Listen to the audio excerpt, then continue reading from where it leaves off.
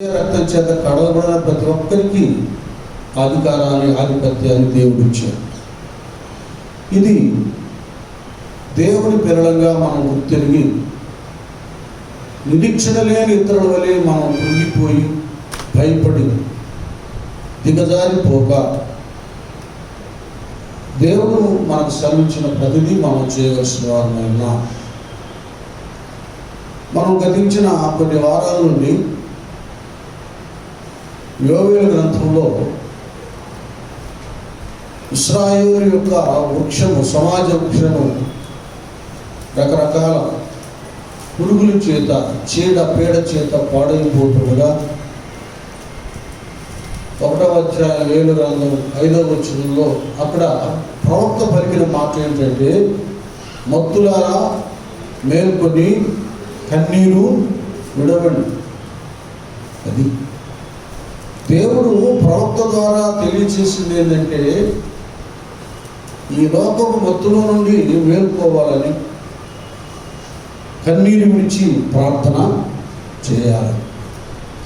అలాగనే దేవుని పిల్లలం మన ప్రార్థనలో శక్తుని,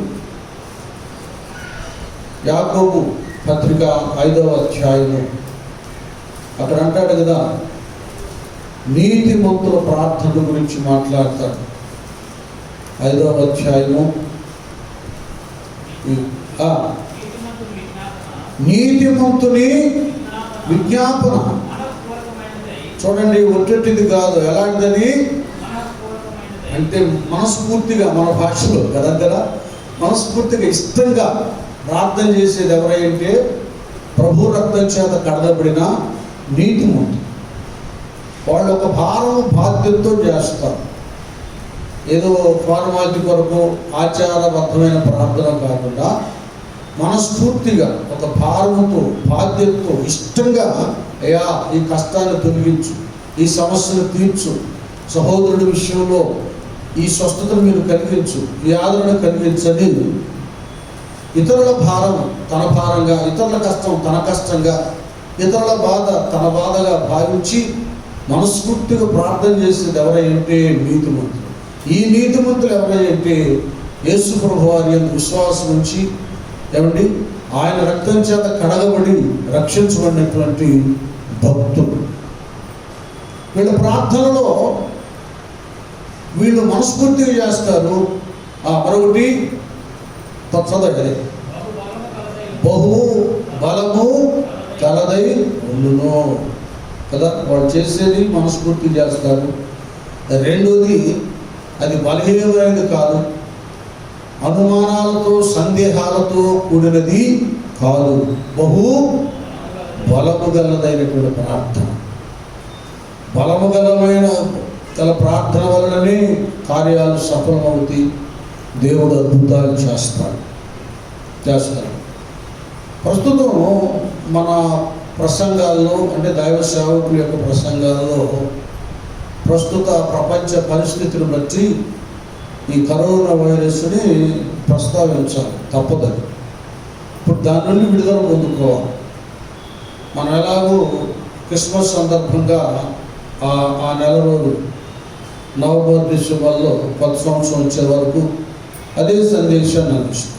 న్యూ ఇయర్కి జనవరి 31 నెల ఆఖరి దాకా కొత్త సంవత్సరానికి సంబంధించిన సందేశం.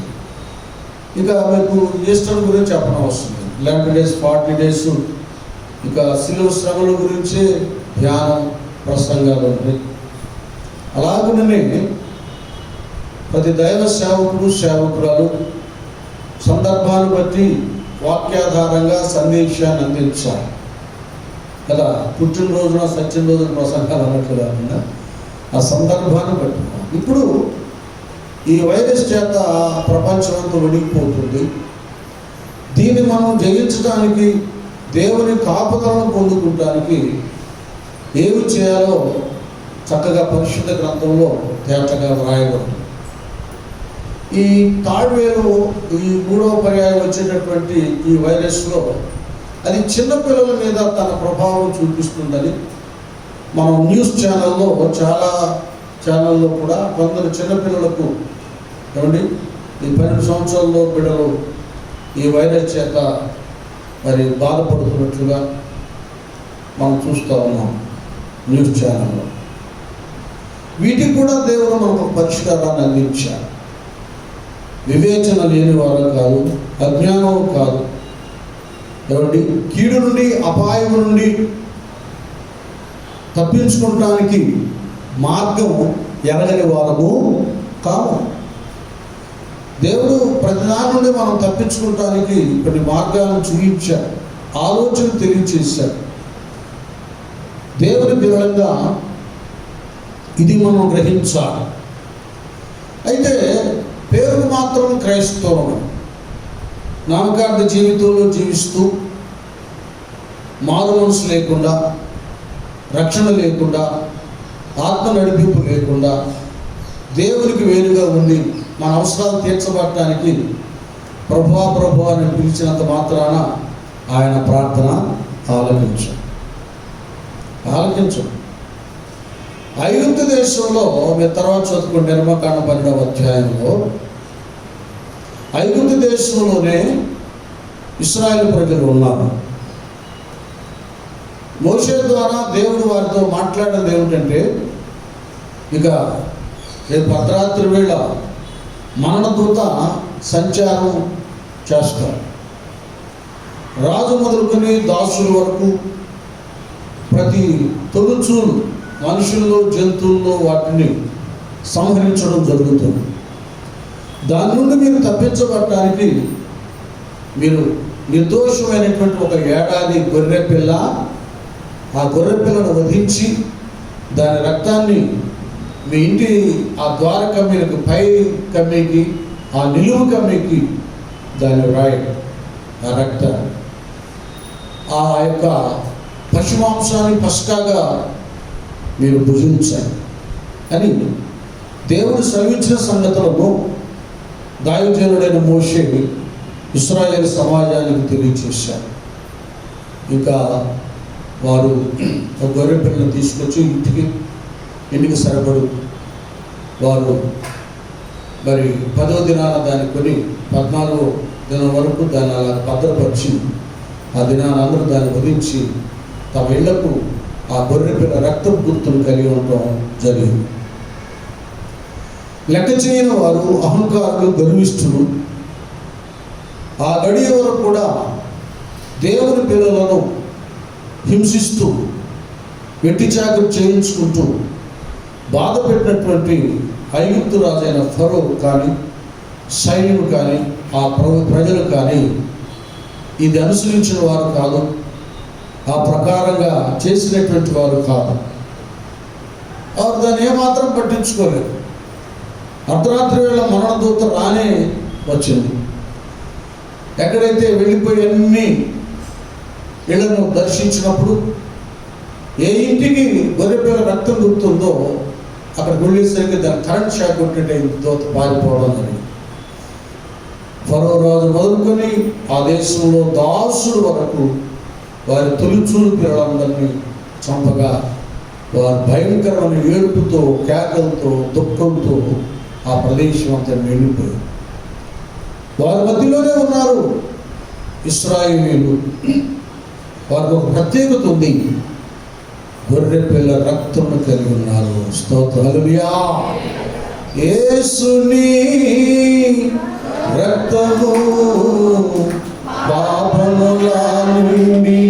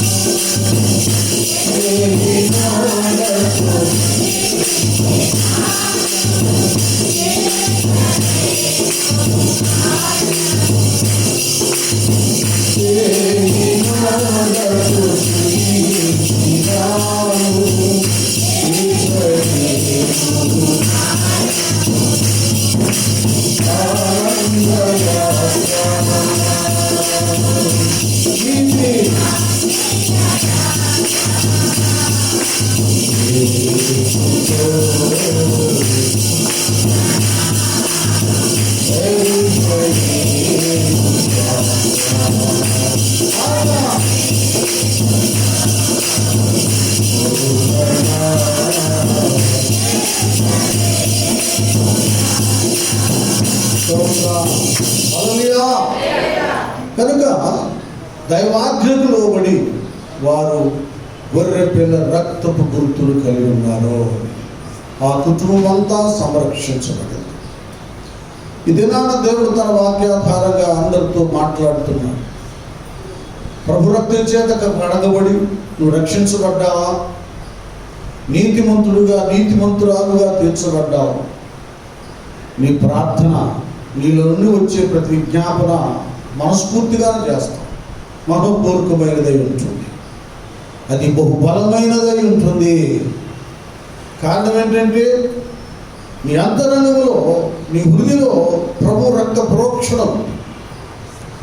ఇశ్రాయేలు యొక్క నివాసంలో మరణదూత ప్రవేశించకపోవడానికి కారణం ఆ యేసు ప్రభు వారికి సూచనగా ఉన్న నిర్దోషమైన గొర్రెపిల్ల రక్తం గుర్తక్కడం.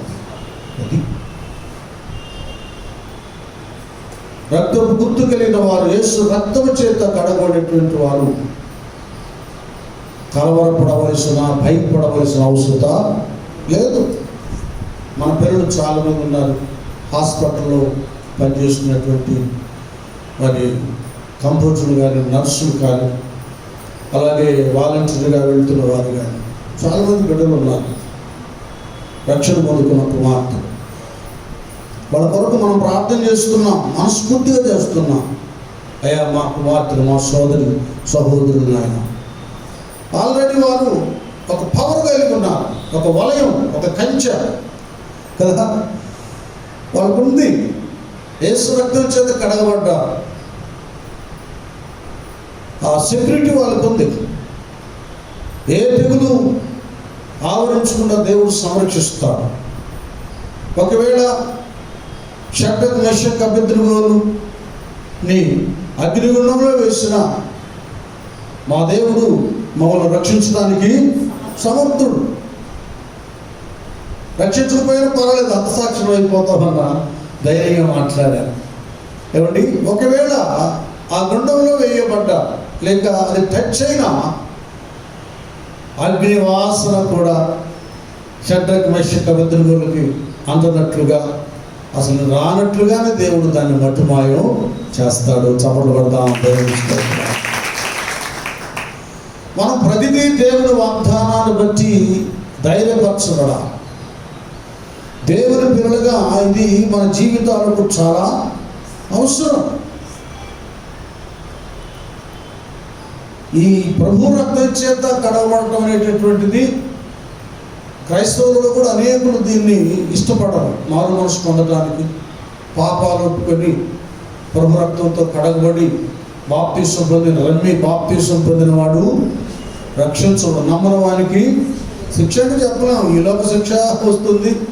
రేపు ఈ లోకాన్ని విడిచిపెట్టిన తర్వాత అగ్ని ఆరదు, పురుగు చావదు. అక్కడ ఏడుపు, పడులు కొరుకుతూ ఉంటుందని స్పష్టంగా. ఇప్పుడు ఈ కరోనా ఏంటంటే దీనికి భయపడి ఉడికిపోతున్నారు కదా. మరి రేపు సంగతి ఏంటి? దీని గురించి ఎవరు ఆలోచించట్లేదు. క్రైస్తవులు కూడా ఆలోచించట్లేదు. ఇకనైనా ఇలాంటి భయంకరమైన విపత్తు లోకంలో సంభవించింది. ఏ గడిలో ఏమి నాకు వస్తుందో ఈ వైరస్, తర్వాత ఏంటి నా పరిస్థితి అనేటువంటి ప్రశ్న ఎవరికి రావడం లేదు.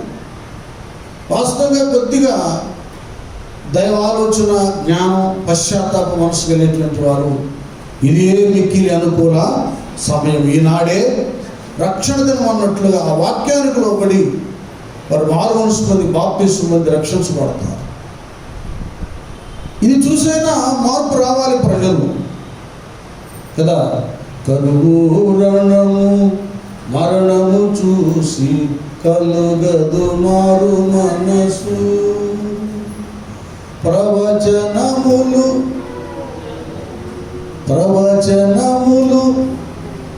ఏమండి, ప్రవచనములు సంపూర్ణములాయను, యోధులు తిరిగి వచ్చి అద్భుతాలే చేస్తున్నారు కదా. ప్రపంచం అంతా ఇప్పుడు యోధా ప్రజలు ఇశ్రాయేలును కొనియాడుతున్నారు.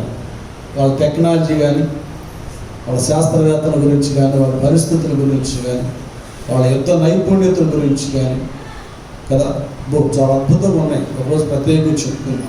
అందరూ వీళ్ళు వాళ్ళని కాదు, అనేకులు వాళ్ళని కొనియాడుతున్నారు. దేవుడు వారి పక్షంగా చేసిన వాగ్దానం నెరవేర్చబడి ఎప్పుడు యెరూషలేములో ఆలయం కట్టబడుతుందో తెలియదు. అంటే యేసయ్య రెండవ రాకడకు ఇవి సూచనలు. ఇవన్నీ జరుగుతున్నాయి. కానీ నా బాధ ఏంటంటే వాక్యం ఎదిగినటువంటి క్రైస్తవులే రక్షణ లేకుండా తమ జీవితాలని వ్యర్థపుచ్చుకుంటున్నారు. మారు మనసు పొందడం లేదు, బాప్తిస్మం పొందడం లేదు, విజ్ఞాపన లేదు, పవిత్రమైన బ్రతుకులు లేవు. నిర్లక్ష్యం చేస్తున్నారు ఆత్మీయ జీవితాన్ని. కాబట్టి పెదవులతో ప్రార్థన చేస్తే, మారు మనసు లేకుండా ప్రార్థన చేస్తే, ఇంకా పాపపు దాసత్వంలో ఉండి ప్రార్థన చేస్తే దేవుడు ఆలకించు. ఒక ఐగుప్తులోనే ఉన్న చూడండి, ప్రభు గొర్రెపిల్ల రక్తంతో కడగబడిన లేక ముద్రించబడిన పరిస్థితి ఇశ్రాయేలు ప్రజల్లో కనబడింది కనుకనే వారి బిడ్డలు వాళ్ళు రక్షించుకోగలిగారు. ఈ దినాన మన పిల్ల పాపలు సురక్షితంగా ఉండాలంటే రక్షణ లేని వారు తప్పక రక్షణ పొందాలి. రక్షించబడినటువంటి బిడ్డలు అధైర్యపడక విశ్వాసంతో దేవుని యొక్క సన్నిధానంలో ప్రార్థన చేయాలి. చూడండి, ఇక్కడ మనం సామెతల గ్రంథం 14వ అధ్యాయము 26వ వచనంలో ఈ బిడ్డల విషయమై ఒక విషయాన్ని ఇక్కడ జ్ఞాని ప్రస్తావిస్తున్నాడు. చూడండి, యెహోవాయందు భయభక్తులు కలిగి ఉండుట. చూసారా, ఇది నీకు నాకు ఒక ధైర్యాన్ని ఇచ్చేది గొప్ప కవచం. యెహోవాయందు భయభక్తులు కలిగి ఉండుట ఏంటంట, అది మనకు ధైర్యం ఏంటి ఇది ధీమా ఏంటంట, ఈ ధైర్యం ఏంటంట, ఏంది సపోర్ట్ అంటారు.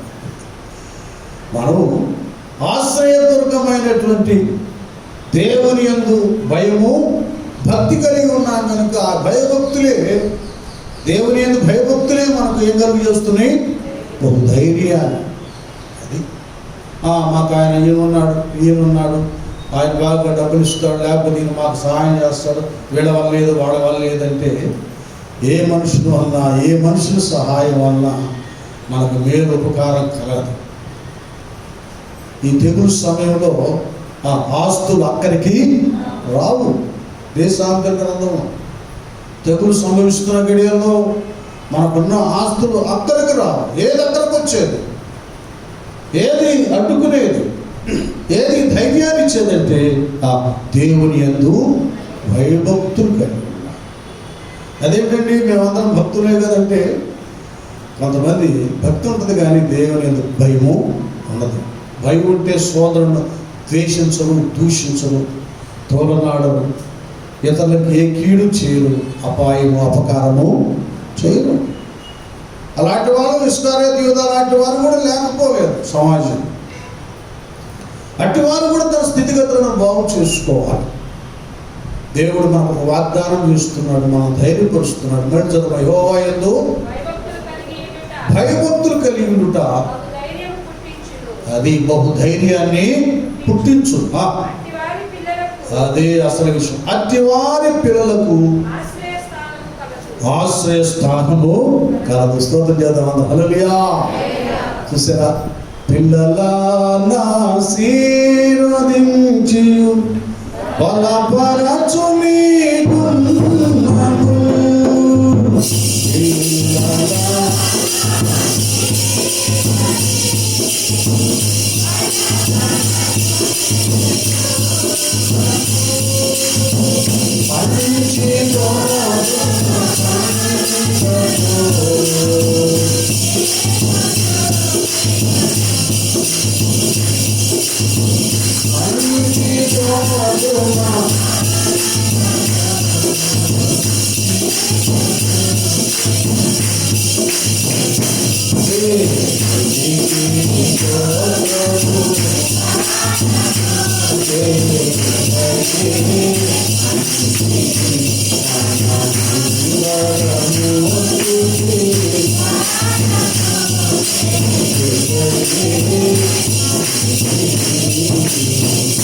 స్తోత్రం, హల్లెలూయా. చూడండి, అట్టి వారి పిల్లలకి ఏముందటండి? ఆశ్రయ స్థానము కలదు. అది గుర్తుపెట్టుకో. ఏదొచ్చిన ప్రపంచంలో ప్రతిదానికి పరిష్కారం దేవుని వాక్యం మనకు తెలియజేస్తుంది. ఆయన యందు సరైన భయభక్తులు కలిగి ఉంటే చాలు, జ్ఞానం వస్తుంది. ఏమండి, యోబు గ్రంథంలో ఎవరి గురించి ఏం రాయబడిందంటే, దేవుడు అంతా ఆయన చేతి పని ఏం చేశాడు? దీవించుడు చేత ఏమయ్యాడు? ఆయన ఆస్తి బహుగా విస్తరించింది. చేతి పని. ఏంటి చేతి పని? కార్పెంటరా, మరొక పని? ఏం చేస్తున్నాడు? ఏంటి పరిస్థితి? ఎందుకు అంత దీవించబడింది? అందరి గురించి అలాగ రాయబడలేదు. ఎందుకు ఆయన గురించి రాయబడిందంటే, ఆయన యెహోవా యందు భయభక్తులు కలిగి ఉన్నవాడు, చెడుతనాన్ని విసర్జించినవాడు, న్యాయవర్ధుడు, యథార్థవంతుడు, తాను ఏ విధమైన పాపం చేయకుండా దేవునికి భయపడి భక్తితో బ్రతుకుతున్నాడు. కనుకనే దేవుడు తన దూతలకు ఆజ్ఞాపించాడు, మీరు వెళ్ళండి, భూలోకంలో నా భక్తుడు యోగున్నాడు. సాతాను గారితో ఎలాగ మాట్లాడాడు యెహోవా దేవుడు? దూతంతో కూడా చెప్పాడు, భూమి మీద నా భక్తుడు యోగున్నాడు కదా, వెళ్ళండి. దూత గణాలకు ఆజ్ఞాపించాడు. దూతలు ఎక్కడెక్కడ తన బిడ్డలు సంచరిస్తున్నారు, యోగు బిడ్డలు ఎక్కడెక్కడ ఆయన ఆస్తులు ఉన్నాయో, ఎక్కడెక్కడ తన సంబంధించిన వ్యక్తులు ఉన్నారు, పరివారం ఉన్నారు, వాళ్ళందరికీ సెక్యూరిటీగా, బాడీ గార్డ్స్గా దేవుడు దూతలు అక్కడ వెళ్ళిపోయారు. ఎన్ని చూస్తున్నారు సైతాన్ని గారు? ఏంది ఆ పాలేరు కూడా సెక్యూరిటీ, ఈ పిల్లోడు కూడా సెక్యూరిటీ, బాడీ గార్డ్స్. ఏం చేస్తా? ఎన్నెల్లి ఏమైనా చేద్దామన్నా వాడు చేయలేకపోయారు. ఈ రోజున దేవుడు మనతో మాట్లాడేది ఏంటంటే, యోబు వలె ఆ స్థితిని, స్థానాన్ని మనం కూడా సంపాదించుకోవాలి. దేవుడు మనకు అనుకూలత అవకాశం ఇచ్చాడు. ఆ భక్తి జీవితాన్ని మనం పాడు చేసుకోకూడదు. సౌలు వలె దాన్ని భద్రంగా జాగ్రత్తగా కాపాడుకోవాలి. లోకంలో ఏవేవో వస్తుంటే, ఏవేవో విపత్తులు, తెగుళ్ళు, భూకంపాలు, కరువులు, కాటకాలు, ఏవేవో రకరకాలు వస్తుంటే, ఎన్ని వచ్చినా పోయినా కూడా మన రక్షకుడిని మన హృదయలో భద్రంగా దాచుకోవాలి. ఆయనే మనకు కాపరిగా, సంరక్షకుడుగా ఉండాలి. విశ్వాసకర్త, కొనసాగించి యేసు వైపే మనము చూడాలి. ఇది అవసరం. కానీ దేవుని యొక్క భయభక్తులు లేకుండా ఏ ధైర్యం కలదు? మన కుటుంబాలకు ఏ కాపుదల అనుగ్రహించగలదు? అదే ఉంది కదా 128. నీ యొక్క భోజనము బలచుట నీ పిల్లలు అదే సారం కలిగి ఉంటారు, సురక్షితంగా ఉంటారు, దీవెనకరంగా ఉంటారు అనేటువంటి వాగ్దానం.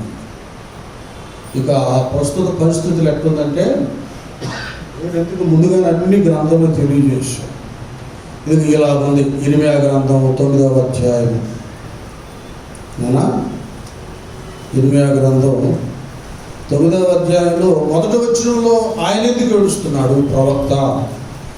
అది 17వ వచనంలో రోదన చేసే స్త్రీలనే ఎందుకు సమకూర్చమన్నాడు? ఎందుకంటే కిందకి రాండి, ఇదిగో ఎందుకు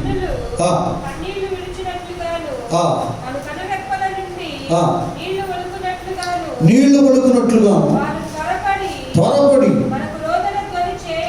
రోదన ధ్వని చేయవలెను. ఈ పద్యం చూడ ఇప్పుడు ఏదో వచ్చి చదువుతున్నాను ఏమా.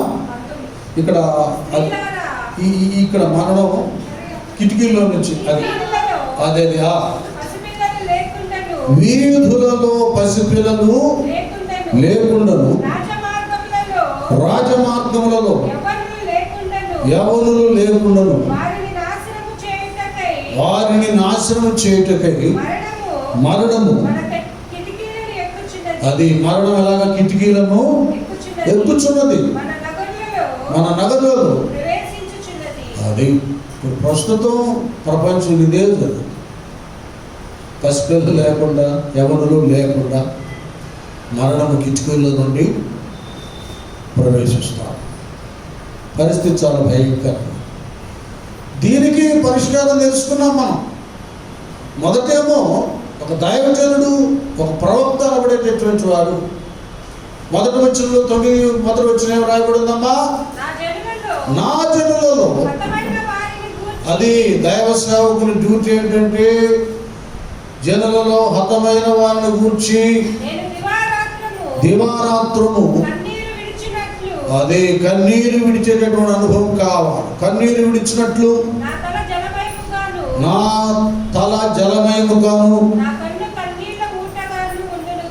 అదే ఆ కళ్ళు కన్నీళ్ళు ఊటగాను ఉండును కాక. ఇది మనకే పెట్టేశాడు దేవుడు, సేవకులకి, విశ్వాసం. వీటి కొరకు ప్రార్థన చేయాలి. ఎప్పుడు ప్రార్థన లేదు, ఇప్పుడు ప్రార్థన లేదు. మనస్ఫూర్తిగా, భారంతో, బాధ్యతతో, కన్నీటితో చేయాలి. ఒక వార్త విన్నప్పుడు వెంటనే మనలో బాధ కలగాలి, శ్రద్ధ కలగాలి. అప్పుడే మనం బాధ్యత కలిగి మనం ప్రార్థన చేస్తాం. లేకపోతే చేయాలి. ఇది రావాలి. సేవకులుగా చేయడం మాత్రమే కాకుండా మేము చేయవలసింది ఏంటంటే, ప్రస్తుతం మనందరం సమావేశం కాలేము కనుక ప్రార్థనాపరులైనటువంటి వారు, నమ్మకస్తులైన వారు ఏమంటే కొన్ని సంఘటనలు తెలిసినప్పుడు ఎగతాళిగా మాట్లాడుకుంటారు. అది కూడా ఏంటంటే ఇట్లా అయిందంటే కానీ మరి అలా కాకుండా ఒక బాధ్యత, ఒక నమ్మకం, యథార్థమైనటువంటి భక్తులు ఉంటారు. వాళ్ళకు తెలియచేయాలి. వారి దుఃఖంతో, కన్నీటితో ప్రార్థన చేస్తారు. అందుకే ఏమంటున్నాను, 17 స్త్రీలను సమకూర్చమంది. సైన్యములకు అధిపతిగా యెహోవా ఇలాగ సెలవిచ్చుచున్నాడు, ఆలోచించుడి, రోదనము చేసే స్త్రీలను కనుగొనుడి, వారిని పిలవ నంపుడి. తెలివిగల స్త్రీలను కనుగొనుడి, వారిని పిలవనంపుడి. మన కన్నులు కన్నీళ్లు విడిచినట్లుగా, మన కనురెప్పల నుండి నీళ్లు ఒలుకున్నట్లుగాను వారు త్వరపడి. అది విన్నారా అందరూ? ముఖ్యంగా స్త్రీలు విన్నారా? త్వరపడి రోదన ధ్వని చేయాలి. నేను గమనిస్తున్నాను, ఇప్పటి వరకు కూడా చాలా మందిలో ఈ దుఃఖం కానీ, పశ్చాత్తాపం కానీ, ఏమండి ఈ కన్నీరు కానీ అది కనిపించట్లా. ఆ వాతావరణం నాకు అర్థమవుతుంది. అది రావాలి. మన మీద చాలా బాధ్యత పెట్టాడు దేవుడు. అది గ్రహించాలి. నీవు నీతిమంతుడుగా, నీతిమంతురాలుగా తీర్చబడ్డప్పుడు, ఒక వ్యక్తి డాక్టర్ కోర్స్ చేసి డాక్టర్ అయిపోయిన తర్వాత చాలామందికి రోగులకు వైద్యం చేసి బ్రతికించవలసిన బాధ్యత ఆయనకు ఉంది. ఆయన వృత్తి, ఆయన ధర్మం, అది నిర్వహించాలి. పురాతన కాలంలో ఎక్కడెక్కడో కదా అనాగరికుల మధ్యకి వెళ్ళిపోయి ఏ డాక్టర్లు, ఏ హాస్పిటల్ లేని స్థలాలకు వెళ్ళి వైద్యం చేసేవారు. డాక్టర్ చాలా ప్రయాసపడేవారు. ఏమండి వాళ్ళ మధ్యకి వచ్చారు, వెళ్ళేవారు. ఇప్పుడు డాక్టర్లు దగ్గరికి జనాలు వస్తున్నా వాళ్ళు ఏం చేస్తున్నారు వాళ్ళకి అర్థం కాదు. అందరికి కాదులేండి, మంచి డాక్టర్లు కూడా ఉన్నారు. వాళ్ళ సాక్ష్యాలు కూడా వింటున్నాం. వాళ్ళ ప్రయాస, డాక్టర్లు వాళ్ళు ఎక్కడికి వెళ్ళి ఏం చేస్తున్నారు, చాలా సంతోషంగా. కొందరైతే దోచుకుంటున్నారు, ₹1000 తీసేస్తున్నారు కదా. ఏంటి వాళ్ళ దేవుడు ఎందుకు వాళ్ళకి ఆ జ్ఞానం ఇచ్చాడు? వాళ్ళు ఎందుకు డాక్టర్లుగా చేశాడు? అనేకుల్ని, రోగుల్ని బాగు చేయాలి, బ్రతికించాలి. అది వాటి గురించి. మరి మనల్ని ఎందుకు దేవుడు రక్షించుకున్నాడు? స్వస్థపరచు యెహోవాను నేనే అన్నాడు. నమ్మిన వారి వలన ఈ సూచనలు జరుగుతాయి అన్నాడు. మనకు శక్తి ఇచ్చాడు, ప్రార్థన బలం ఇచ్చాడు. మన ప్రార్థన ద్వారా దేవుడు కార్యాలు చేస్తాడు. అట్లయిందంట, వేళకు వచ్చిందంట, వాళ్ళకి పోయిందంట అని ఒడ్డొడ్డుగా చెప్పుకొని కమ్మగా తింటా ఉంటే ఏంటి ప్రయోజనం? దైవ చిత్తాన్ని నెరవేర్చిన వారం అవుతామా? మనం అప్పగించిన దానిని మనం శ్రద్ధగా చేసిన వారు అవుతామా? మీరు ఆలోచించండి. ఈ దినాన నీకు లేక మీకు నాకు మనందరికీ దేవుడు తెలియచేసేది ఏంటంటే, మేము చేయవలసిన రీతిగా మేము ప్రార్థన చేయాలి. మీరు చేయవలసిన రీతిగా ప్రార్థన కన్నీరు విడవాలి.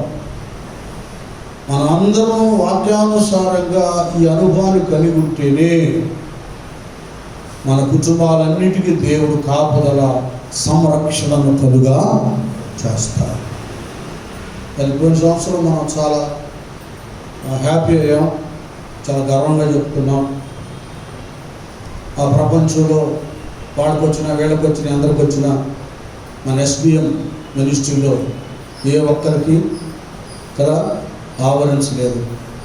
అందరూ బాగున్నారు, అందరూ చాలా వచ్చినా కూడా దేవుడు బాగు చేశాడు, అతిశయంగా చెప్పుకున్నాం. మరి ఈసారి మనం ఏం చెప్పుకోగలుగుతున్నాం? దీని విషయమై ప్రతి ఒక్కరూ నాకు నేను మీకు మీరు ప్రశ్న వేసుకోవాలి. ఎందుకు ఇలా జరిగింది అనేటటువంటిది కావాలి.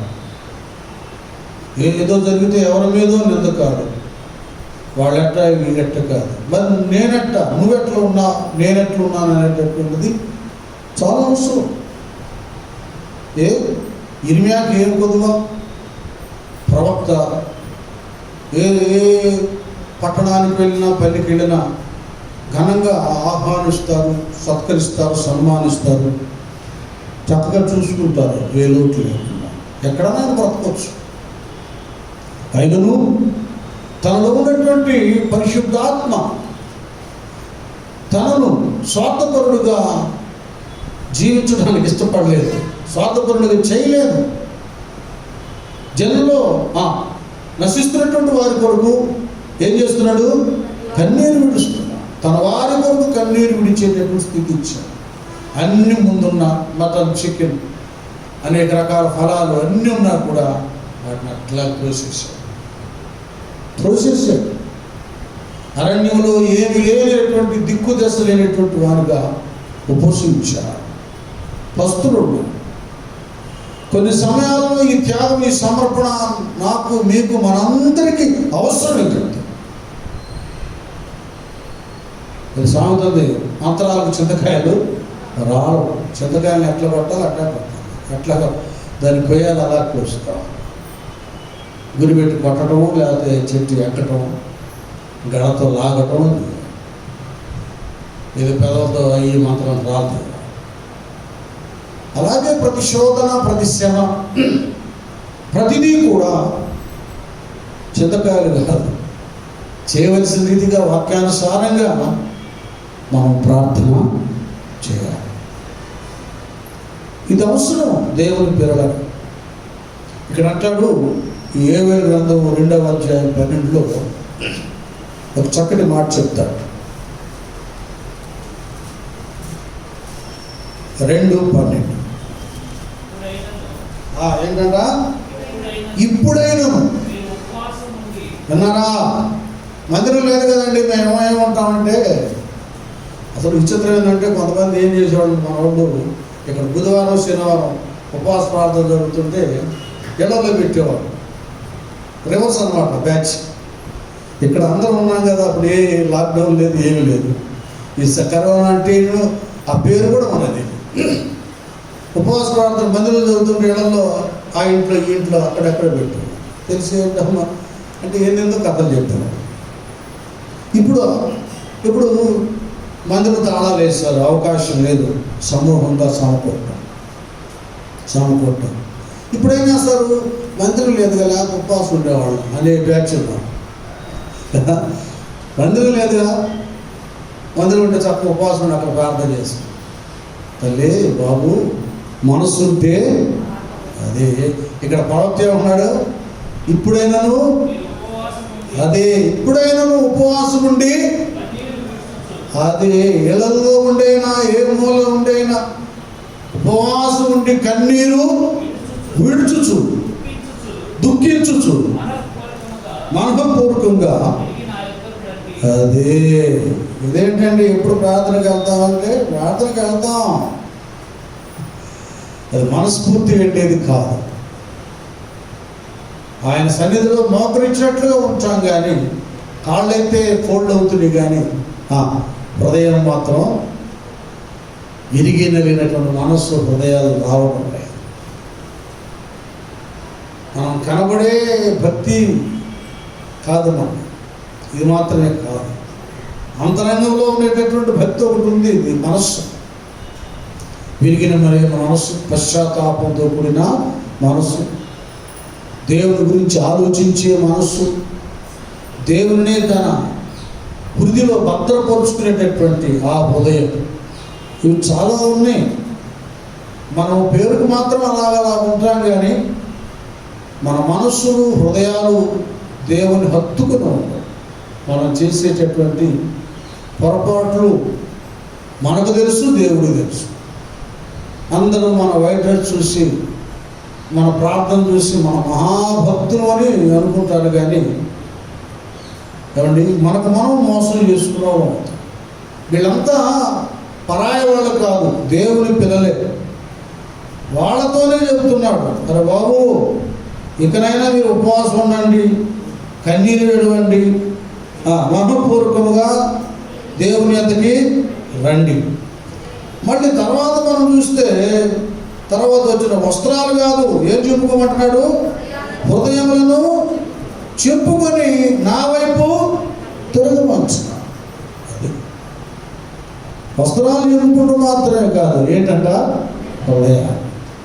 ఇంత ఉంది మనం చేయవలసిన ఆత్మీయ చాకిరి అంటారు పని. ఇదంతా ఉంది. ఇది కరెక్ట్గా ఖచ్చితంగా మనం చేస్తే మనం ఆధ్యాత్మిక విషయంలో బలవంతులు అవుతాం, అనేక ఆత్మను రక్షిస్తాం. ఇదేదో వచ్చింది తెగులు, వాళ్ళు చేస్తున్నారు, వీళ్ళు చేస్తున్నారంటే ఇది భౌతికమైన చావు కాదు. అనేక వ్యక్తులను మనము అపరాధముల చేత, పాపముల చేత చచ్చిన వారిగా ఉండకుండా నీ వాక్యములను బ్రతికించున్నది నా బాధలో, ఇదే నాకు నెమ్మది. అది మన ప్రార్థన ద్వారా, మన ద్వారా దేవుడు పలికే స్వార్థ వాక్కుల ద్వారా అనేకులను మనం రక్షించగలం. ఫిలిప్పును గురించి, ఆ స్వార్థకుని గురించి, పరిచారకుని గురించి ఎన్నో పర్యాయాలు మనం చెప్పుకున్నాం. ఆయన గత అపోస్తుడు కాదు, ఒక ప్రత్యేకంగా పిలువబడినటువంటి వాడు కాదు. కేవలం పరిచర్య చేయడానికి, భోజనాలు వడ్డించడానికి, మార్కెట్కి వెళ్ళి సరుకులు ఏమండి కూరగాయలు అవి తీసుకురావడానికి ఒక పరిచారకుడుగా అపోస్తులు హస్తనిక్షేపణ చేస్తే,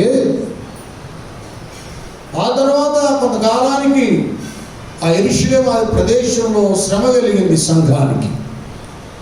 భక్తులందరూ చల్లాచెదరైపోయారు, వెళ్ళిపోయారు. అలాంటి సమయంలో ఈ ఫిలిప్పు, ఈ సువార్తికుడు సమరయ పట్టణానికి వెళ్ళి, అయ్యో యెరూషలేములో మేము త్రోయబడ్డాం, శ్రమలు అనుభవిస్తున్నామండి, మాకు షెల్టర్ ఇవ్వండి అని సమరయ పట్టణస్తులను కోరలేదు, ఆశించలేదు. అక్కడికి వెళ్ళి వారికి క్రీస్తును గురించి ప్రకటించను స్పష్టంగా రాయబడి, శ్రమ గడియలో కూడా సువార్తను ప్రకటించాడు, రక్షణ సువార్తను ప్రకటించాడు.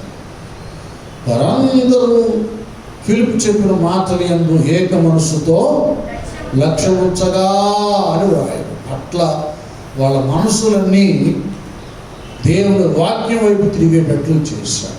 అండి బాగా మీరు అర్థం చేసుకోవాలి. నా మనసు, మీ మనసు, మనందరి మనసు దేవుని వైపు లగ్నమై ఉంటే, ఆయన వైపు తిరిగి ఉంటే, మనం అందరి మనసులైనా యేసయ్య వైపు తిప్పగలము. హల్లెలూయా. మన మనసులో ఎటెటో తిరుగుతాడు. వాక్యం చెప్పినప్పుడు ఆవేశంతో చెప్తాడు ఈ సేవకుడు, ప్రవచించినప్పుడు ఆవేశంతో ప్రవచిస్తారు ఆ ప్రవక్తలు, ఆ ప్రవక్తులు. ఆ తర్వాత చల్లారిన తర్వాత ఏమండి ఆత్మ అలాగ వెళ్ళిపోయిన తర్వాత మళ్ళీ మామూలు లోకమే, లోకాలోచన, లోక పద్ధతులు. ఏమి తిందమా, ఏమి త్రాగుదమా, ఏమి ధరించుదమా, ఏమి సంపాదించుదాం. ఏమండి ఇక ఈ లోక సంబంధమైన అవి వచ్చినాయి అనుకోండి, అబ్బా దేవుడు ఏమి దీవించాడు. ఇప్పుడు చాలామందిని కొందరు దేవుని వైపు చూడకుండా పడేస్తుంది ఎక్కడంటే ఎక్కడే. దేవుడు మమ్మల్ని బాగా దీవించాడు, మా పిల్లలకి అంత చదువు, మంచి పెళ్ళిళ్ళు, భర్తతో లేదు భార్యతో పెళ్ళిళ్ళు, లేకపోతే మంచి బిల్డింగులు, ఆ పొలాలు స్థలాలు, అది ఇది దేవుడు ఇచ్చాడని చాలామంది ఎక్కువ భాగం ఈ లోక సంబంధమైనటువంటి ఈ సమృద్ధిని ఆత్మ సంబంధమైన సమృద్ధిగా భావిస్తున్నాం. ఇది శాశ్వతం అనుకుంటున్నాం. యేసు ప్రభువు వారేమో శరీరం నుంచి ప్రయోజనం ఆత్మయే జీవింప చేయలేదు. ఒకడు సర్వలోకాన్ని సంపాదించుకొని వాని ప్రాణాన్ని పోగొట్టుకుంటే వానికి ఏమీ ప్రయోజనం. చూసారా, ఇది వాక్యం చెప్తారు. మొదట నా రాజ్యాన్ని నీతిని మీరు వెతకమన్నా.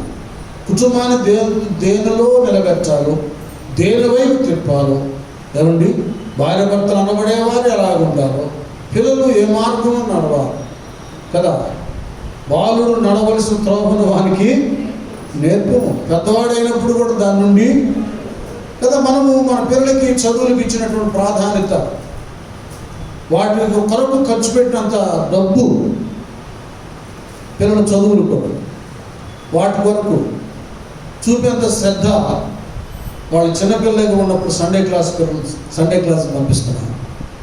యవనస్తులుగా ఉన్నప్పుడు యవనస్తుల గుడికి పంపిస్తున్నాను.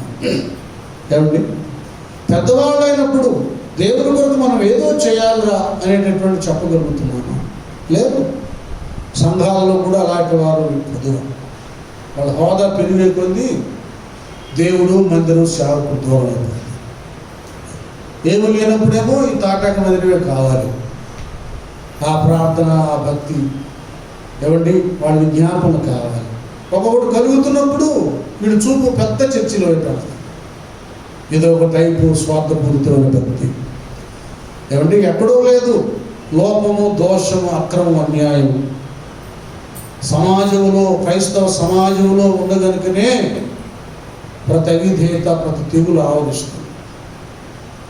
ఒక రకంగా మన ఐక్యత, ప్రేమ, త్యాగము, నిస్వార్థపూరితమైన బుద్ధి లేకపోవటం వల్లనే బలహీనత కలుగుతుంది. ఇక్కడ చెబుతున్నాడు, వీళ్ళకే చెబుతున్నాడు ప్రవక్త ఇశ్రాయేలు ప్రజలకి, అరే బాబు ఇప్పుడైనా ఉపవాసం ఉన్నాను, కన్నీరు విడవండి, మహోపూర్వకం దేవుని వద్దకి రండి. వస్త్రాలు కాదు ఆయన, మనుషులు కనబడేట్లుగా ఏంటి హృదయాలనే చుంపుకొని తిరగమని చెప్తున్నా. అది ఇవన్నీ మనం చేయవలసినటువంటి ఇళ్లలో కూర్చొని కూడా మనకు శనివారం ద్వారా కొద్దిగా అవకాశం ఉంది. ఆ సమయాల్లో వచ్చి ప్రార్థన చేసుకుని మందిరాల్లో, మిగతా సమయంలో ఈ పోరాటం అంతవరకు కంటే ఈ విప్లవము, ఏమండి దీని దాడి ఆగిపోయే వరకు, ఇది కుంగిపోయే వరకు మన కర్తవ్యముగా దేవుడు మనకు అప్పగించిన విధిగా దీన్ని మనం నెరవేర్తాం. ప్రార్థన చేద్దాం, మన పిల్లలను మనం రక్షించుకుందాం. మన భక్తితో, మన ప్రార్థనతో, మన కన్నీటితో, ఉపవాసాలతో మన కుటుంబాన్ని, మన సంఘాన్ని, మన యొక్క రాష్ట్రాన్ని, మన జిల్లాని, మన దేశాన్ని మనం కాపాడుకుందాం. ఇది మన కర్తవ్యం కనుక సమయం లేదు, నేను ముగిస్తున్నాను. తర్వాత రెడ్డి కార్యక్రమానికి వెళ్ళాలి. తల్ల వంచని ప్రార్థన చేసుకున్నాం. అందరూ హృదయాలు తెరవండి, ప్రభువుని అడగండి. దేవా, ఇవాళ మాతో మాట్లాడారయ్యా, మీరప్పుడే శిలువ శ్రమ అనుభవిస్తున్నప్పుడే నాయన పిల్లలను నా ఎద్దకు రానియండి, వారిని ఆటంకపరచొద్దన్నా. అలాగే ఏడుస్తున్నటువంటి యెరూషలేము కుమార్తెలు కూడా, యెరూషలేము కుమార్తెలారా, నా కోసం ఆడవద్దు, మీ కోసం, మీ పిల్లల కోసం అన్నారు. అదేదో మేము ఈ లోపల బ్రతకాలని, జీవించాలని కాదు, కానీ మా ఆత్మరక్షణ కొరకు, మా పరిశుద్ధత కొరకు, మా పిల్లల రక్షణ కొరకు, మా కుటుంబాలు పరలోకంలో వసించు నిమిత్తం మీరు వేదనతో చెప్పిన మాట నాయన. కనుక నా తండ్రి, మేము మా కొరకును, మా పిల్లల కొరకును, మా ఆత్మీయ జీవితాలు సరి చేసుకుంటానికి కన్నీటి ఉపవాస ప్రార్థన గలవారని, మా బిడ్డల్ని మీ మార్గంలో నడిపించడానికి విలాప వాక్యంలో రేయి మొదటి జామున నాయన మా పసిపిల్లల ప్రాణం కొరకు నీళ్లు కుమ్మరించినట్లు మా హృదయాలు కుమ్మరించడానికి అటు భార బాధ్యత మనసు దయచేయాలి. అందరం ప్రార్థించండి. అందరూ అలాగే ప్రార్థన పడుకుంటారు. హల్లెలూయా, స్తోత్రాలు స్తోత్రాలు. విని వెంటనే మనం రొట్టె కార్యక్రమాలకు వెళ్ళిపోదాం. అలాగే ఉండండి. విని వెంటనే రొట్టె కార్యక్రమం పెడదాం. పరమ తండ్రి నీ స్తోత్రాలయ్యా. ఈ సమయమున మేము మా బిడ్డలు సురక్షితంగా ఉండటానికి యోబు వలె ఏం చేయాలని, నోవహు వలె ఏం చేయాలి, యెహోషువ వలె ఎలా ఉండాలి, యోవేలు ప్రవక్త చెప్పినట్లుగా ఏ విధముగా కన్నీరు విడవాలి, ఇర్మీయా ప్రవక్త చెప్పినట్లుగా ఏ విధంగా విజ్ఞాపనం చేయాలో మేము మీ మాటలు ఆలకించాము. రేయి మొదటి జామున ప్రతి ఒక్కరు నాయన 6 గంటల నుంచి 9 గంటల వరకు నాయన, 6 నుంచి 7 కానీ 7 నుంచి 8 కానీ ఇలా కొంత సమయం ప్రార్థన చేయడానికి మాకు మనసు ఇవ్వండి. మమ్మల్ని మా బిడ్డలు సంరక్షించండి. ఇక మీ శరీరంలో రక్తంలో పాలి భాగస్తులు కాబోతున్నాం. మాకు మీ శక్తి పరిశుద్ధిని మహిమ తెచ్చు. యేసు నామమున వేడుకుంటున్నాం తండ్రి. ఆమేన్.